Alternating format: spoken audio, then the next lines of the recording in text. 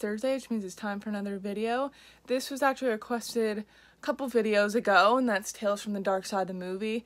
I actually just recently got this on Blu-ray via Scream Factory. Great Blu-ray transfer, honestly. I wanted to rewatch it before I did this review because it's been quite a while since I've actually watched Tales from the Darkside, the movie. I know a lot of people, I think including like Tom Savini, they said that this is like the unofficial Creepshow 3. I do see it because there are some things in this that feels like a Creepshow movie. Yes, there is a Creepshow 3 that's already out. It came out in 2006, but it is complete and utter fucking garbage. It's not even worth a watch. But I feel like this probably should have been called Creepshow 3 instead of Tales from the Darkside, the movie, but it's still good. One of the main reasons why it's like the unofficial Creepshow 3 is that one of the stories, Cat from Hell, it was actually supposed to be in Creepshow 2, but due to like budget cut, like due to the budget and everything, they didn't have enough money to do Cat from Hell, so they had to scrap that. I'm glad that they included it in this story. But there's only 3 stories, and that is Lot 249, Cat from Hell, and Lover's Vow. And then there's the wraparound segment, which has a young one of the Lawrence brothers, I think Matthew Lawrence. He's actually in he ended up in Boy Meets World in later seasons, but he's a little kid in that. And Debbie Harry from Blondie is also in the wraparound segment. She's kind of like a witch. I'm assuming she's a witch because she's fattening up this character, the little boy, and is getting ready to cook him, but he's trying to like stall some time by telling these stories.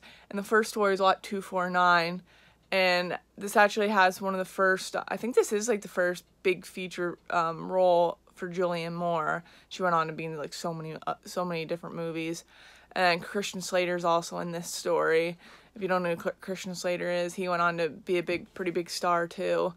I don't know the other guy in this, but then there's a nerdy guy in this story, played by Steve Buscemi, which is such an odd choice for a character, but he kind of does a good job playing like the nerdy character, and he ends up buying like this Lot 249, and he opens it up and it ends up being a mummy. And the mummy's stuffed with like onions and all this weird things, and he's like reaching in and he finds a scroll inside the mummy, and he pretends he doesn't know hieroglyphics, but he actually knows the hieroglyphics, and he brings the mummy back. The mummy kills Julianne Moore's character and her brother in the movie, or not her brother, her boyfriend. Her brother's Christian Slater in the story, but Christian Slater's upset about that. Captures Steve Buscemi, dismembers the mummy so that the mummy can't kill anymore, and lets Steve Buscemi go. I forget what his name is in this. I literally just watched it last night, but lets him go, and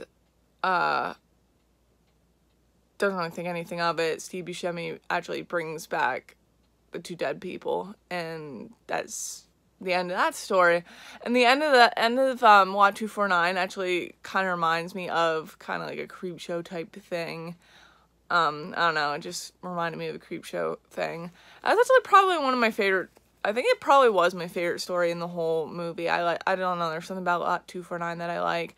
The second one is Cat from Hell. Like I said, this was supposed to be in Creepshow 2, but they couldn't afford to do it. Sorry that my cat is in the background. Not doing something he's not supposed to be doing.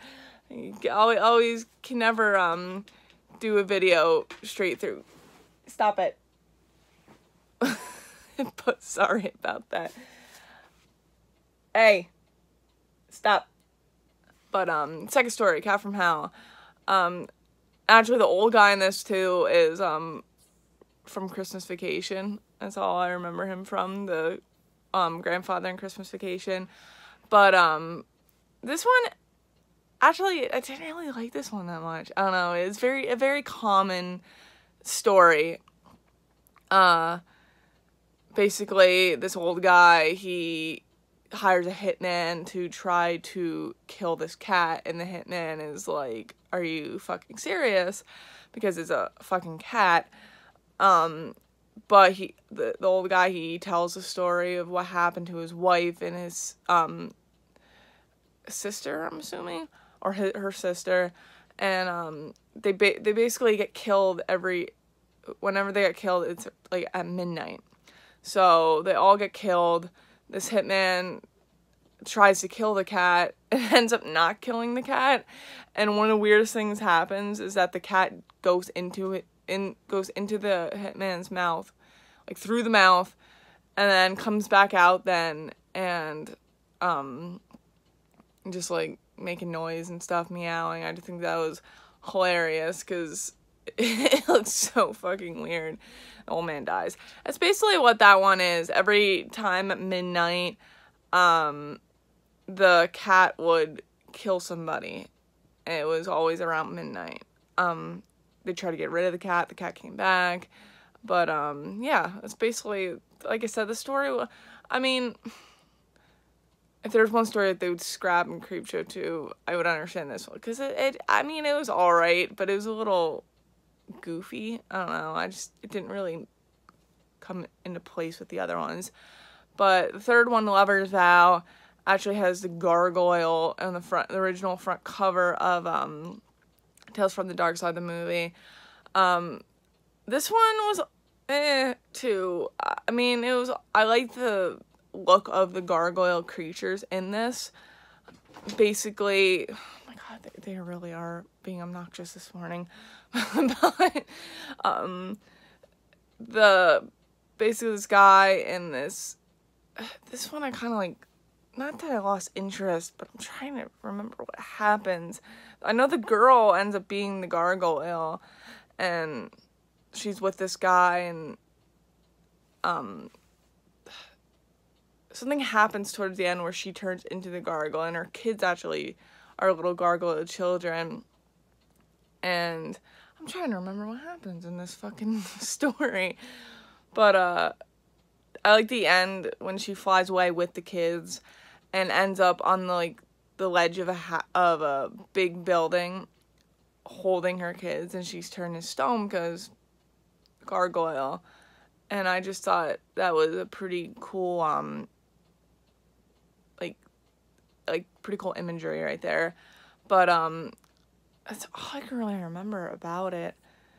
But then the wraparound segment towards the end, when he's done telling the stories, she's ready to cook them, but he's like still kind of trying to stall time, and he had marbles in his pocket, and he throws the marbles, and while he's telling, she's not even like looking down or anything, so she rolls on these marbles and ends up laying on like a thing of nails or like toothpicks or something, and ends up falling on he pushes her onto the thing that he was supposed to lay on to get cooked, and he pushes her into the oven, and she gets cooked. So it's kind of like a Hansel and Gretel thing, which I understand what they're trying to do there. Like I said, Hansel and Gretel.